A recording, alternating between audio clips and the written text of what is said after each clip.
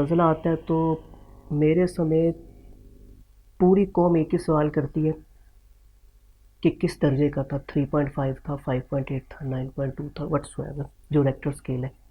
और Richter scale का pronunciation भी ज़्यादातर लोग सही नहीं इस्तेमाल कर पाते, जो मुंह में आया वो कह देते हैं।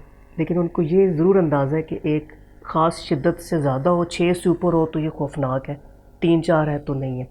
मुझे थोड़ा सा ये बताइए कि अर्थक्वेक के जो पैरामीटर्स हैं या वो सेटअप जिनकी मदद से हम इसको मालूम करते हैं, वो किस तरह काम करते हैं और कहाँ पर वो काम करते हैं?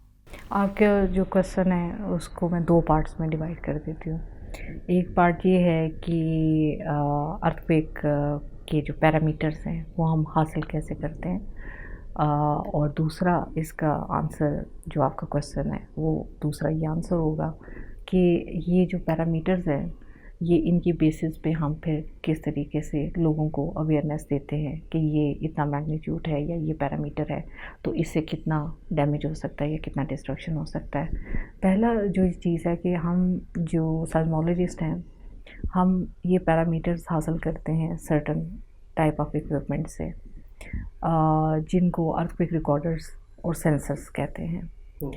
सेंसर्स जो है वो अर्थक्वेक डेफिनेटली अर्थक्वेक जब आने वाला होता है तो उससे पहले ज़मीन में वाइब्रेशंस प्रोड्यूस होती हैं। फॉल्ट जो एक्टिव फॉल्ट्स होती हैं स्पेशली वो जब एक्टिवेट होती हैं या जब उनके ऊपर अर्थक्वेक आने वाला होता है और अगर उसके ऊपर हमने ये इक्विपमेंट्स लगाए हुए हैं तो वो एबनॉर्मलिटी शो करती हैं डाटा में। मीन्स कि उसके ऊपर जो वाइब्रेशंस जिनको हम अपनी लैंग्वेज में साइज़मिक वेव्स कहते हैं, वो साइज़मिक वेव्स जो हैं वो एबनॉर्मलिटी शो करना शुरू कर देती हैं। तो एक तो ये चीज़ है कि रिकॉर्डर जो है सेंसर उस चीज़ को सेंस करता है और रिकॉर्डर से हम एक्चुअली वो जो वेव्स सेंस की हैं उनको हम फिर उन रिकॉर्डर की मदद से हम उस डेटा को निकालते हैं और उसको सॉफ्टवेयर्स की मदद से उससे पैरामीटर्स जनरेट करते हैं। अब वो कौन से पैरामीटर्स होते हैं और ये रिकॉर्डर्स या सेंसर्स क्या होते हैं उनकी मैं बात कर लेती हूँ।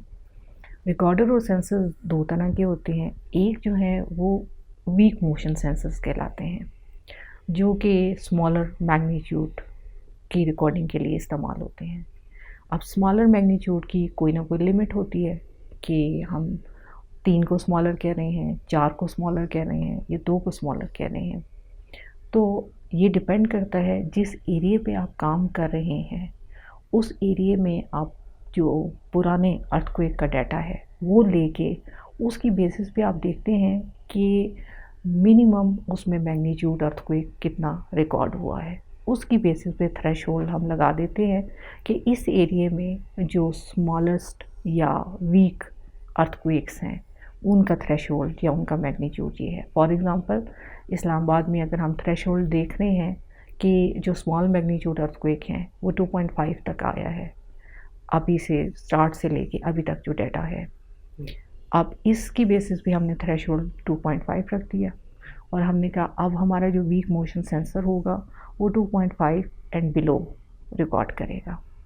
दूसरे जो सिस्टम होते हैं वो स्ट्रॉन्ग मोशन रिकॉर्डर्स कहलाते हैं, सेंसर्स कहलाते हैं और उनमें मेजर अर्थक्वेक्स को रिकॉर्ड किया जाता है। अब मेजर अर्थक्वेक का भी थ्रेशोल्ड हमें फिर उस रीजन की जो अर्थक्वेक एक्टिविटी होती है उसके मुताबिक हम सेट करते हैं।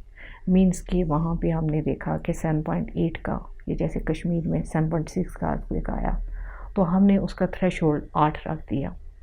हमने कहा कि इसका जो मैक्सिमम थ्रेशोल्ड होगा यहाँ पे इक्विपमेंट जो है वो 8 तक के मैग्नीट्यूड को रिकॉर्ड कर सकेगा। और लेकिन थ्रेशोल्ड हमें एक रेंज रखनी होगी। हमें ये देखना होगा कि उसमें मैक्सिमम जो अर्थक्वेक आ रहे हैं वो क्या 4 के आ रहे हैं, 4 से लेके 8 तक आ रहे हैं या 6 से 8 तक आ रहे हैं या 7 से 8 तक आ रहे हैं। तो ये स्ट्रॉन्ग मोशन सेंसर का ये एक थ्रेशोल्ड की रेंज होगी। इसी तरह जो मिनिमम वीक मोशन सेंसर हैं उनका एक थ्रेशोल्ड की रेंज होगी जो कि जैसे मैंने बताया कि 2.5 एंड बिलो, और ये भी हम कर सकते हैं कि 4 एंड बिलो, 3 एंड बिलो। तो ये 2 तरह के इक्विपमेंट्स होते हैं। अब इन 2 तरह के इक्विपमेंट्स का जो पैरामीटर्स हम जो ऑब्टेन करते हैं कॉमन पैरामीटर्स हैं दोनों से पैरामीटर्स हम एक तो अर्थक्वेक की स्ट्रेंथ फाइंड आउट करते हैं। स्ट्रेंथ का मतलब ये होता है कि उसका मैग्नीट्यूड कितना है। दूसरी हम इंटेंसिटी और मैग्नीट्यूड को जो है मीडिया पे भी मैंने देखा, लेमैन में भी देखा, इवन बाज़ पढ़े लिखे जो अर्थ साइंटिस्ट हैं उनको भी मैंने देखा कि वो कंफ्यूज कर जाते हैं कि वो इंटेंसिटी एक पैरामीटर है इम्पॉर्टेंट, लेकिन इंटेंसिटी जो है वो किसी रिकॉर्डर या सेंसर बेस्ड पैरामीटर नहीं है, ये man made destruction based parameter है। मीन्स के जो जितने भी इक्विपमेंट्स आप लगा रहे हैं वो इंटेंसिटी रिकॉर्ड नहीं करेंगे, वो मैग्नीट्यूड रिकॉर्ड करेंगे, और मैग्नीट्यूड जो है वो अर्थक्वेक का टोटल लॉस ऑफ एनर्जी को रिप्रेजेंट करेगा। इंटेंसिटी जो होता है उस टोटल लॉस ऑफ एनर्जी यानी मैग्नीट्यूड की वजह से जो डिस्ट्रक्शन हुई है वो डिस्ट्रक्शन को ऑब्ज़र्व करके आप कोई स्केल्स हैं उन स्केल के मुताबिक उसको एक डिजिट आप दे देंगे। और इसमें ज़्यादातर जो कॉमनली यूज स्केल है वो मॉडिफाइड मर्करी स्केल इस्तेमाल किया जाता है जिसको MMI स्केल बोलते हैं। यानी इन अदर वर्ड्स इंटेंसिटी के लिए हमें किसी इक्विपमेंट की ज़रूरत नहीं है, हमें जिस फील्ड में जाना है जो ही अर्थक्वेक आएगा उसके बाद हमने उस एरिया में जिसमें अर्थक्वेक आया है वहाँ पे जाके हमने डिस्ट्रक्शन को मॉनिटर करना है। मैन मेड जो कंस्ट्रक्शन है वो लेवल वेरी करता है, बाज़ जो है वो प्राइवेट बनाते हैं जिनकी कंस्ट्रक्शन अच्छी होती है, बाज़ जो है वो गवर्नमेंट बेस होती है जिनकी इतनी अच्छी नहीं है। तो इस तरह से कैटेगराइज करके तो इंटेंसिटी हम उसको लेबलाइज कर देते हैं, इसके लिए हमें इक्विपमेंट की ज़रूरत नहीं। But magnitude in all the case हमें उसके लिए इक्विपमेंट की ज़रूरत होती है, उसके ऊपर सेंसर्स के ऊपर साइज़मिक वेव्स रिकॉर्ड होनी चाहिए, उन साइज़मिक वेव्स को हम रिकॉर्डर से हासिल करके तो फिर हम मैग्नीट्यूड जो है वो असाइन करते हैं। मैग्नीट्यूड ज़्यादा रिलायबल पैरामीटर है जो कि एक अर्थक्वेक की एग्जैक्ट स्ट्रेंथ को या एग्जैक्ट एनर्जी को, टोटल अमाउंट ऑफ एनर्जी को रिप्रेजेंट करता है। इंटेंसिटी जो है लेस रिलायबल पैरामीटर है। इंटेंसिटी से हमें अर्थक्वेक का स्ट्रेंथ का अंदाज़ा तो हम कर सकते हैं कि ये इतने घर गिरे हैं या इतनी बिल्डिंग्स तबाह हुई हैं तो इतना इसकी इंटेंसिटी हो सकती है, बट साइंटिफिकली जो है वो मैग्नीट्यूड जो है जो कि कैलकुलेटेड और एक रिकॉर्डेड पैरामीटर है तो ये ज़्यादा रिलायबल है। इसके अलावा जो हमारे लिए दो और इम्पॉर्टेंट पैरामीटर्स होते हैं वो लोकेशन होती है अर्थक्वेक की, कि वो किस लोकेशन के ऊपर अर्थक्वेक आया है। उसके लिए वर्ड हम एपिसेंटर यूज़ करते हैं कि अर्थक्वेक का एपिसेंटर किधर था, कि ज़मीन के ऊपर जो हमने रिकॉर्डर या सेंसर लगाए हुए हैं वो उन्होंने उसकी लोकेशन क्या रिप्रेजेंट की है। ये बहुत इम्पॉर्टेंट होता है क्योंकि अगर हम गलत लोकेशन जो है वो मार्क कर देते हैं तो हम एग्जैक्ट फॉल्ट को कभी भी आइडेंटिफाई नहीं कर सकते, और ना ही फिर हम सिविल इंजीनियर्स को एग्जैक्टली बता सकते हैं कि लोकेशन पैरामीटर अगर हमने गलत बता दिया तो इट मीन्स कि हम उनको गलत फॉल्ट या गलत एरिया का बता रहे हैं कि ये एरिया जो है ज़्यादा सेंसिटिव है अर्थक्वेक और ये एरिया जो है सेफ़ एरिया है।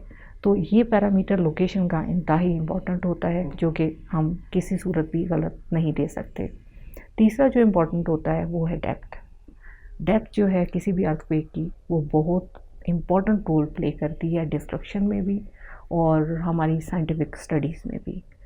डिस्ट्रक्शन में इस लिहाज से कि बाज़ का मैग्नीट्यूड ज़्यादा है, लेट से 8 का मैग्नीट्यूड है लेकिन उसकी डेप्थ जो है 200 किलोमीटर है या 300 किलोमीटर है, तो ज़मीन के ऊपर उसकी जो शेकिंग है या साइज़मिक वेव्स है वो उनका उस तरीके से हमें उसकी जो शेकिंग है वो हम ऑब्ज़र्व नहीं कर पाएंगे। जितना शैलो होगा मींस के नियर सरफेस होगा, फ्यू किलोमीटर्स की डेप्थ पे होगा, उतना ही मेजर डिज़ास्टर होगा। यानी अगर अर्थक्वेक का मैग्नीट्यूड कम है मींस 4 है या 3 है लेकिन वो बहुत सरफेस के बिल्कुल नज़दीक है, डेप्थ उसकी बहुत शैलो है, तो इवन देन ये अर्थक्वेक डिज़ास्टर है। इसकी एग्जांपल मैं बलूचिस्तान का देती हूँ। बलूचिस्तान में बहुत सारे अर्थक्वेक हमने ऐसे ऑब्ज़र्व किए जिनका मैग्नीट्यूड जो है वो मैक्सिमम गया तो 6 तक गया, 6 से ज़्यादा नहीं। ये मैं हिस्ट्री की बात नहीं कर रही, ये मैं लेटेस्ट पास्ट 5 to 7 ईयर्स की बात कर रही हूँ। वहाँ पे जो अर्थक्वेक एक्टिविटी 6 की तो आ रही, बट वो 6 मैग्नीट्यूड अर्थक्वेक जो है उसने इतना डिज़ास्टर क्रिएट किया, इसलिए कि वो शैलो डेप्थ पे है। और दूसरा वहाँ पे जो मैन मेड कंस्ट्रक्शन है, मैन मेड कंस्ट्रक्शन एक इंतहाई इम्पॉर्टेंट रोल प्ले करती है किसी भी अर्थक्वेक से जो डिस्ट्रक्शन काज होती है। Actually source of destruction earthquake itself नहीं है, मैन मेड कंस्ट्रक्शन है। जहाँ पे आपने अर्थक्वेक रेजिस्टेंट डिज़ाइन स्ट्रक्चर बनाए हुए हैं, वहाँ पे 8 का भी आएगा अर्थक्वेक तो वहाँ पे कुछ नहीं होगा। लेकिन जहाँ पे आपने earthquake resistant design parameter follow नहीं किए, वहाँ पे 4 का भी जो है वो अर्थक्वेक जो है वो ह्यूज डैमेज काज कर सकता है। पाकिस्तान अनफॉर्चुनेटली जो है, इसके एग्जांपल जो अर्थक्वेक रेजिस्टेंट डिज़ाइन की बात कर रही हूँ, हमारे न्यूक्लियर पावर प्लांट्स हैं, डैम्स हैं, ब्रिजेस हैं, ये ऐसे स्ट्रक्चर हैं जो स्ट्रैटेजिक स्ट्रक्चर कहलाते हैं और ये अर्थक्वेक रेजिस्टेंट डिज़ाइन पैरामीटर्स को फॉलो करके बनाए जाते हैं। जब इनको फॉलो करके हमने बनाया तो डेफिनेटली हमने इनका मैक्सिमम जो पोटेंशियल उस जगह पे जो अर्थक्वेक आ सकता है फॉल्ट से, उसके मुताबिक हमने इनको डिज़ाइन कर लिया। अब चाहे वहाँ पे 8 का आ जाए अर्थक्वेक, उस स्ट्रक्चर को कोई अफेक्ट नहीं होगा। लेकिन चूँकि हम डेवलपिंग कंट्रीज़ हैं, हम अपनी इन्वेस्टमेंट सिर्फ इन स्ट्रेटेजिक जो चीज़ें हैं, इन बिल्डिंग्स हैं, इन पे कर सकते हैं। हम जो सरकारी बिल्डिंग्स हैं या हमारे जो लोकल स्कूल्स हैं या हॉस्पिटल्स हैं या इवन हाई राइज बिल्डिंग्स हैं, उन पे इवन हम इन्वेस्टमेंट जो है वो इस तरह से नहीं कर पा रहे। तो ये रिकॉर्डिंग सेटअप से रिलेटेड पैरामीटर्स की बात हो गई जो आप पूछ रहे थे, जो कि मेरे ख्याल में जनरल पब्लिक को थोड़ी सी अवेयरनेस होनी चाहिए कि बाद लोग कहते हैं कि ओह यहाँ पे तो 4 का अर्थक्वेक आया, लेकिन मीडिया पे आ रहा होता है कि 6 का आ गया या 8 का आ गया। नहीं, वो इंतहाई रॉन्ग होता है। मीडिया का काम एक चीज़ को हॉरिफाइड नहीं करना, बल्कि फैक्ट्स और फिगर्स बताने हैं, और वो फैक्ट्स और फिगर्स एग्जैक्ट होने चाहिए। वहाँ पे जिस एरिया में आएगा वहाँ पे आपने मैन मेड कंस्ट्रक्शन डेफिनेटली जो है वो ज़रूर उसको देखना है और आपने उसको ज़रूर कंसिडर करना है, उसको कोरिलेट करना ज़रूरी है।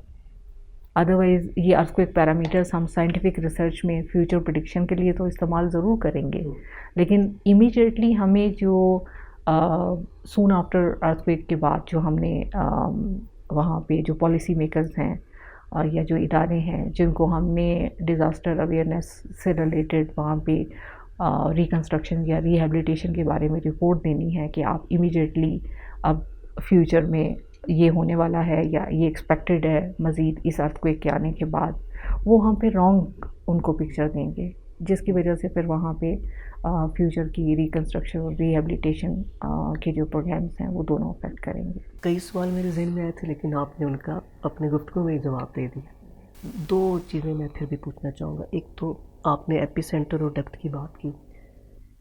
शायद डेप्थ ही वो रीज़न थी कि आई थिंक अक्टूबर 2016 में भी बड़ा मैसिव अर्थक्वेक यहाँ पर आया था, लेकिन शुक्र है कि डैमेज नहीं हुआ वैसा जिस तरह 8 अक्टूबर 2005 का था, फॉर द रीज़न कि वो उसकी शायद डेप्थ ज़्यादा थी उसकी, प्रोबेबली यही रीज़न होगी। यानी क्योंकि रेक्टर स्केल का जो आ रहा था वो मुझे शायद ज़्यादा था, उस 2005 वाले से ज़्यादा था ज़्यादा। एग्जैक्टली आपको याद होगा डेप्थ का इशू था। आपको याद होगा मीरपुर में आया था अर्थक्वेक और उसमें भी डेप्थ का एलिमेंट था, क्योंकि वो शैलो था तो आपने देखा कि उसका मैग्नीट्यूड कम था, लेकिन उससे इवन वो पूरी रोड जो है वो क्रैक हो गई थी। आपने सेंसर्स का जिक्र किया, अर्थक्वेक रिकॉर्डर्स का जिक्र किया, फिर साइस्मिक वेव्स का किया। ये मुझे इसका साइंटिफिक फैक्ट नहीं पता, वो आप बेहतर बता सकेंगे। सुना मैंने यही है कि कहीं ज़लज़ला आना हो तो वहाँ पे परिंदे या जो हशरातुल अर्ज़ हैं उनमें बेचैनी फैल जाती है। क्या वाकई ऐसा होता है? अगर ऐसा होता है तो वो कैसे सेंस करते हैं? क्या जो साइस्मिक वेव्स हैं ये क्या रेडियो वेव्स की तरह भी कोई हवा में इर्तियाश पैदा करती हैं, या थोड़ा सा इस बारे में बताइएगा। ये मेरे जहन में बहुत देर से सवाल घूम रहे। ये बहुत ही इंटरेस्टिंग आपने क्वेश्चन पूछा है और आपको मैं बताऊं कि इस पे 2 स्कूल ऑफ थॉट है। चाइनीज़ ने इस पे काफ़ी काम किया है और वो क्लेम भी करते हैं कि उन्होंने एक अर्थक्वेक जो है वो एक्चुअली प्रिडिक्ट किया। परिंदों की ये हम ये बिलीव करते हैं कि जब साइज़मिक वेव्स जनरेट होती हैं तो ज़मीन में जो सर्टन गैसेस हैं जो ह्यूमन बीइंग फील नहीं कर सकते, वो सर्टन एनिमल्स या बर्ड्स फील करते हैं उनको, जैसे कि रेडॉन है। रेडॉन का बहुत कॉन्सेप्ट है जो अर्थक्वेक प्रेडिक्शन पे जो कंट्रीज़ रीजनली काम कर रहे हैं वर्ल्ड वाइड। इसी तरह से सर्टन और इसी तरह की गैसेस हैं जिनको सिर्फ सर्टन एनिमल या बर्ड्स ही उनको फील कर सकते हैं। ये एक जो मिथ है, मैं इसको मिथ कहूँगी, क्योंकि हमारे मुल्क में या जापान में जहाँ पे बहुत अर्थक्वेक आते हैं, इंडिया में आते हैं, वहाँ पे इस मिथ से लोग इतना एग्री नहीं करते। ये चाइनीज़ बहुत ज़्यादा इस पे बिलीव करते हैं और हमारे भी लोग कहते हैं कि हाँ, मेरा जो पेट है वो इस तरह से उसने बिहेव करना शुरू कर दिया और फ़ौरन ट्रेमर आ गया। तो मेरा उस पे ये होता है कि आपके पेट को कोई और प्रॉब्लम भी हो सकता है। ज़रूरी नहीं कि जिस वक़्त उसको कोई वो एबनॉर्मलिटी शो करे तो अर्थक्वेक आने वाला है। तो ये एक तो उस मैंने जैसे बताया 2 स्कूल ऑफ थॉट हैं। एक उस पे टोटली बिलीव करते हैं और एक साइंटिफिकली इस पे बिलीव नहीं करते। हमारे जो लेमैन है पाकिस्तान में, वो लोग इस चीज़ को, जो आम लोग हैं, वो इस चीज़ को कहते हैं कि ज़रूर अभी कुत्ता भौंक रहा है तो ज़रूर कुछ ना कुछ होने वाला है, या कौवे बोल रहे हैं बहुत ज़्यादा तो अब कोई जो है वो अर्थक्वेक आने वाला है, या इस तरह से है, कोई डिज़ास्टर होने वाला है। तो ये हमारे थोड़ी सी, मैं उसको कहूँगी कि नॉलेज का थोड़ी सी कमी है, क्योंकि हमारे मुल्क में अभी तक कोई भी ऐसा इस साइंस पे काम हुआ है, लेकिन मैं समझती हूँ कि बहुत कम हम इसको इससे रिलेट कर सकते हैं। रिलेट करने का ज़िक्र आया तो एक अवामी जो रिसर्च पेपर्स व्हाट्सएप में और फेसबुक वगैरह में पब्लिश होते रहते हैं, वो बड़े यकीन से और बड़ा ज़ोर देकर दावा करते हैं कि हम बिल्कुल बता सकते हैं कि अर्थक्वेक की क्या रीज़निंग है, और आपकी सारी साइस्मोलॉजी, साइंस की सारी रीज़निंग जो है वो उनके आगे बिल्कुल धरी की धरी रह जाती है। मिसाल के तौर पर अगर ख़वातीन जो है वो मगरबी लिबास यानी जीन्स वगैरह या शर्ट्स वगैरह पहने तो टेक्टोनिक प्लेट्स जो हैं वो बेचैन होकर भागने लगती हैं और बड़ा खौफनाक ज़लज़ला आ सकता है। इस तरीके की जो आप मैसेजेस सोशल मीडिया पे देखते हैं तो कैसा आप फील करते हैं? मैं इसको जहालत की इंतहा कहूँगी। मेरा अपना ये ख़्याल है कि जो मेरा अपना एक्सपीरियंस है इस फील्ड में, जो मैंने सीखा, जो मैंने समझा, मुख्तलिफ़ मुल्कों में भी गई और उस वक्त भी गई जब मुख्तलिफ़ मुल्कों में, ना सिर्फ पाकिस्तान में बल्कि मुख्तलिफ़ कंट्रीज़ में, ईरान में, यूएस में, जब अर्थक्वेक आया तो एज एन एक्सपर्ट बुलाया गया और टॉक भी दी और काम भी किया। बताने का मकसद ये है कि ईरान एक इस्लामी मुल्क है, यूएस जो है वो इस्लामी मुल्क नहीं है। अर्थक्वेक दोनों जगहों पे आ रहे हैं इक्वली। जो है ईरान में जितना कवर करती हैं ख़वातीन, यूएस में नहीं करती। लेकिन अगर अर्थक्वेक सिर्फ लिबास को देख के आना है तो फिर ईरान में क्यों अर्थक्वेक आ रहे हैं? मैं इसमें इजाफ़ा कर दूं कि चाँद पे भी आते, वहाँ तो इंसान ही नहीं है, तो वहाँ पे कौन एलियंस हैं जो क्या हैं, किस वजह से? हाँ, मून को एक सोच हो सकते हैं अर्थक्वेक। तो आई गेस कि मेरे ख़्याल में ये थोड़ा सा जो मैं इसको इसीलिए मैंने एक फ़िक्रा ये कहा कि जहालत की इंतहा है कि किसी के लिबास की वजह से टेक्टोनिक प्लेट्स की मूवमेंट में कोई फ़र्क नहीं पड़ता, ना ही फॉल्ट के एक्टिव और इनएक्टिव होने में फ़र्क पड़ता है। ये एक खुदा की तरफ से निज़ाम है ज़मीन का, जो शुरू से चलता आ रहा है जब से ज़मीन बनी है। और ये हमारे मुल्क में तो 2005 कश्मीर अर्थक्वेक जो डिज़ास्टर, वर्स्ट डिज़ास्टर था, इसके बाद अवेयरनेस कुछ अर्थक्वेक के बारे में हुई। उससे पहले दुनिया भर में ये फील्ड पे बहुत काम होता रहा। रशिया में, जापान में तो बहुत हुआ काम इस पे। अमेरिका का पूरा एक शहर जो है सैन फ्रांसिस्को 1906 में फॉल्ट लाइन के अंदर धंस गया और that was the largest earthquake. और वहाँ पे जो फॉल्ट है, कहते हैं कि जब आप सैटेलाइट से ज़मीन को ऑब्ज़र्व करते हैं तो वाटर के अलावा ज़मीन के ऊपर जो दो चीज़ें नज़र आती हैं, वो सैन एंड्रयूज़ फॉल्ट नज़र आती है जिसके ऊपर सैन फ्रांसिस्को है, और दूसरी ये चाइना वॉल नज़र आती है। अब वो इतनी बड़ी फॉल्ट है। 1906 में वहाँ पे उस अर्थक्वेक से जो तबाही हुई, ऑन दी अदर हैंड 1935 में कोयटा का पूरा शहर चमन फॉल्ट के अंदर पूरा तबाह हो गया। अब कोयटा में जो लोग लिबास पहनते हैं वो सबको इल्म है, और सैन फ्रांसिस्को में जो लोग लिबास पहनते हैं वो भी सबको इल्म है। तो अगर ये हम सिर्फ ये लेम एक्सक्यूज़ करें कि जी लिबास को तब्दील कर दें तो सब चीज़ ठीक हो जाएगा और अर्थक्वेक आने बंद हो जाएंगे, तो मेरे ख्याल में इससे बड़ा आप लोगों को जितना फूल बना रहे हैं, इससे बढ़ के और मैं क्या कह सकती हूँ। खुद फरेबी है ज़्यादा। दूसरा ये है कि इस पे सिर्फ फीमेल के लिबास पे क्यों ऑब्जेक्शन है। हमारे मेल जो हैं वो भी इक्वली वेस्टर्न लिबास पहनते, इवन जो रिलीजियस लोग हैं उनको मैंने देखा है कि वो वेस्टर्न ड्रेस पहनते हैं, वेस्टर्न सारी चीज़ें यूज़ करते हैं, मोबाइल यूज़ करते हैं। तो आई डोंट थिंक सो कि ये हमारे ये जो खुदा ने जो पूरी कायनात बनाई हुई है, ये सिर्फ इन छोटी चीज़ों की वजह से हमारे ऊपर कोई अज़ाब नाज़िल होते हैं। अज़ाब नाज़िल होने की और वजूहात भी हो सकती हैं। वो और वजूहात में तो फिर वो हमें अपने गिरबान में झांकना पड़ेगा। वो हम नहीं झांकते तो हम दूसरों पे मॉरल पॉलिसिंग शुरू कर देते हैं। इसको मैं अगर यूँ फ़िलोसोफाइज़ करना चाहूँ तो शायद गलत नहीं होगा कि हमारे मुआशरे में एक अव्वल तो साइंस को कभी कोई तरवीज मिली ही नहीं है। साइंस को पढ़ाया भी अच्छा नहीं गया, पढ़ा भी नहीं गया, साइंस को किसी शुमार में रखा ही नहीं गया यहाँ पे। तो जनरली यहाँ पे एक एंटी साइंस जो है वो एक रुझान है। तो लिहाजा आप चीज़ों को रैशनली या लॉजिकल रीज़निंग के साथ देखते नहीं हैं। तो जब हमारे यहाँ कोई मसाइल होते हैं तो हम उसका सलूशन भी चुटकी बजाते निकालना चाहते हैं। वाटर कार आ जाएगी तो हमारे एनर्जी के इश्यूज़ हल हो जाएंगे, बट नो वन केयर्स के लॉज ऑफ थर्मोडायनेमिक्स क्या कहते हैं और वो वायलेट हो रहे हैं या नहीं हो रहे।